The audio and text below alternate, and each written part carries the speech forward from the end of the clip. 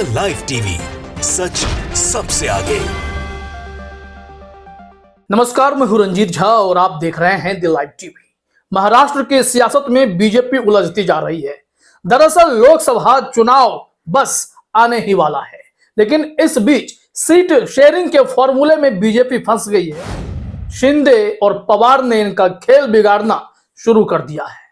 क्योंकि महाराष्ट्र में लोकसभा में भी बीजेपी सबसे बड़ी पार्टी थी, सीट्स उनको बहुत मिले थे, लेकिन अब यहां पर स्थिति गड़बड़ है।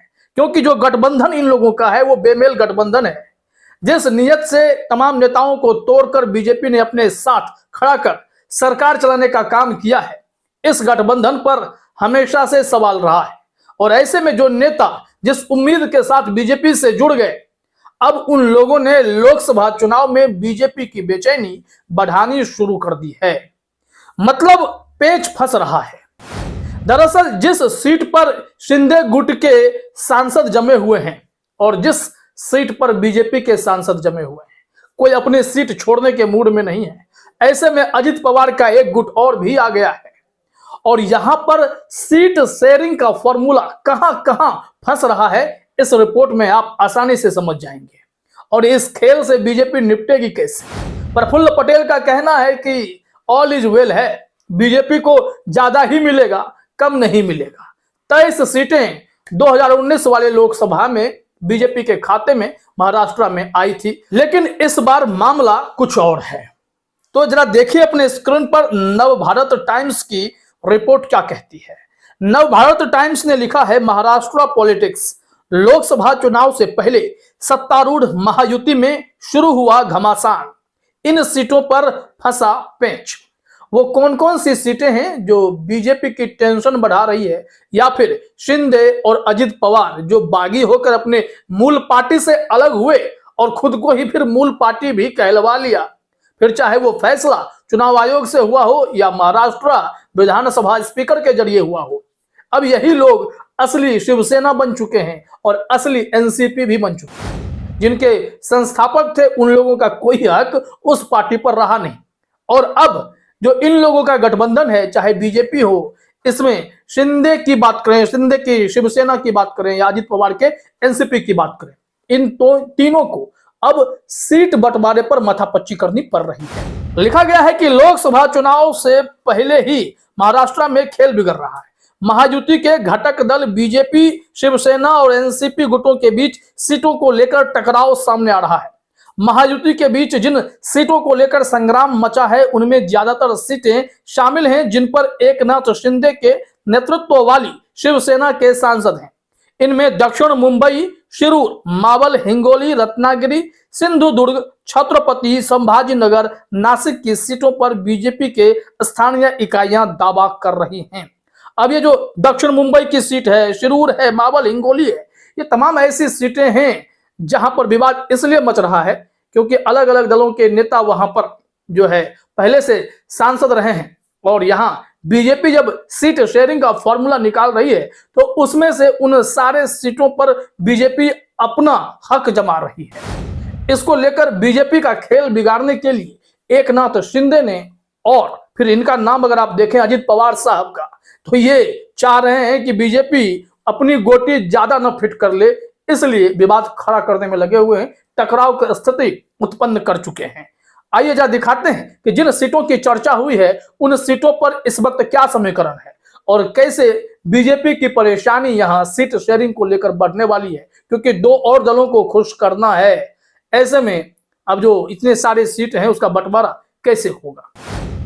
लिखा गया है कि दक्षिण मुंबई सीट पर इस समय शिवसेना यूबीटी के अरविंद सावंत सांसद हैं। इस सीट से बीजेपी राहुल नार्वेकर को चुनाव लड़ाना चाहती है। अब जरा सोचिए कि राहुल नार्वेकर का भी नाम आ रहा है, क्योंकि इन्हें तो तोहफा मिलना चाहिए।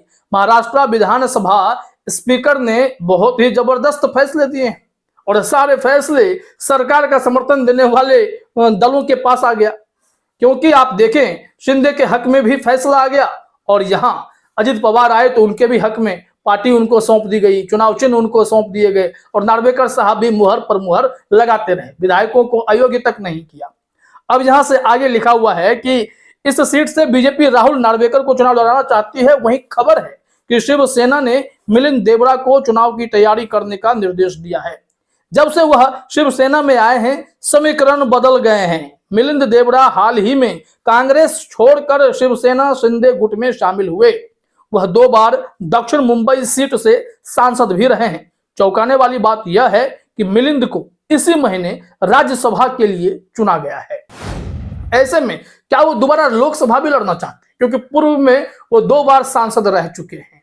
ऐसे में अब बीजेपी के लिए परेशानी बढ़ रही है कि दक्षिण मुंबई सीट पर होगा क्या। राहुल नार्वेकर को अगर वहां खड़ा करना है, उम्मीदवार बनाना है, तो फिर शिंदे गुट के जो नेता होंगे, उम्मीदवार होंगे, उन्हें कैसे वो शांत कर पाएंगे। ये बहुत बड़ी चुनौती यहां पर आ गई है। अब यहां से ही इस विवाद को सुलझाने की जो प्रक्रिया शुरू हुई, उसमें बीजेपी फंस रही है। लेकिन अगर इसके उलट अगर आप देखेंगे कि महाविकास अघाड़ी का सिचुएशन क्या है, तो वो लोग तो इस मामले में एकदम फाइनल कर रखे हैं कि सीट का फॉर्मूला कैसे क्या होगा। इसमें जो रिपोर्ट है जरा देखिए आप। बताया जा रहा है कि महाविकास अघाड़ी में महाराष्ट्र की 48 लोकसभा सीटों के बंटवारे पर फैसला हो चुका है और जल्दी ही इसकी घोषणा की जाएगी। सूत्रों के मुताबिक 48 में से 23 सीटों पर शिवसेना यूबीटी चुनाव लड़ेगी। इसमें से 2 सीट शिवसेना अपने मित्र पक्षों को देगी। कांग्रेस 17 सीटों पर लड़ेगी और एनसीपी शरद पवार 9 से 11 सीटों पर चुनाव लड़ सकता है। वहीं इनके साथ जो इंडिया अलायंस में छोटे छोटे दल जुड़े हैं, उनका भी ख्याल रखा गया है, क्योंकि इंडिया अलायंस चाहता है कि किसी न किसी रूप में इनका यह जो गठबंधन है वो इंटैक्ट रहे। जो भी इनके साथ आए हैं वो खुश रहें, उन्हें उतनी सीटें कम से कम पर्याप्त तौर पर मिल जाने चाहिए। लेकिन इसके उलट बीजेपी की स्थिति यह है कि बीजेपी अपने आप को सबसे बड़ी पार्टी के तौर पर अपने सहयोगियों का ख्याल रखना नहीं चाहती है। बीजेपी दिक्कत में इसलिए भी है क्योंकि अगर वो जबरदस्ती अधिक से अधिक सीटों पर चुनाव लड़ेगी तो निश्चित तौर पर मुश्किल बढ़ाने के लिए शिंदे भी खड़े होंगे और फिर इनके तरफ से अजित पवार के तरफ से भी उम्मीदवार खड़े हो जाएंगे और ये दोनों मिलकर कहीं ना कहीं अपने ही महायुति में वोट कटवा के तौर पर न सामने आ जाए। तो ऐसी परिस्थिति से निपटने के लिए अब बीजेपी क्या करेगी? बीजेपी के लिए राहें कठिन हो गई हैं। वहीं महागठबंधन ने यहां पर अपना पलड़ा भारी कर लिया है।